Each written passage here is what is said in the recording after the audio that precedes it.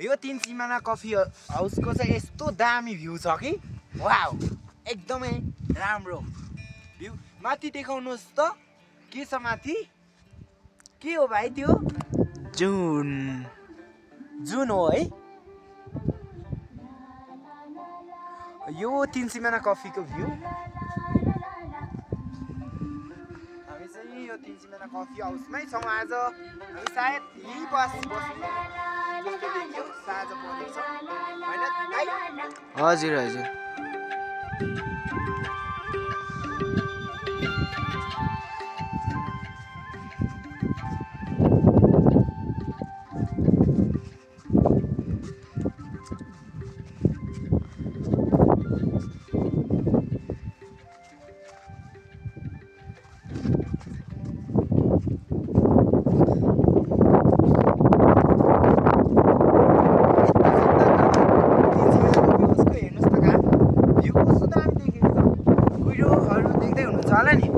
विवेक दाइ हाम्रो विवेक भाइ यति सुन्दर ठाउँमा आइयो आज प्राङमुङबाट। तर जाडो भने चाहिँ एकदम बहुत ठन्डा। आज हामी यो ट्रेनमा बस्ने छौँ कि सायद होइन?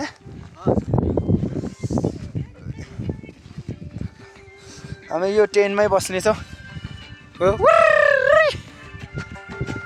रमाइलो गर्दै यहाँसम्म आइयो।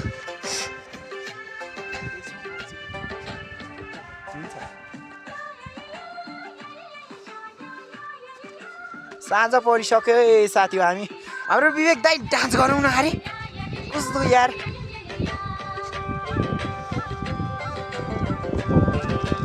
ल है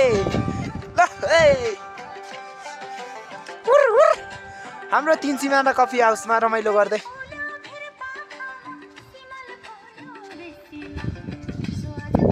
ल यति दामी डान्स आउँदो रहेछ त विवेक सरलाई त। दामी दामी।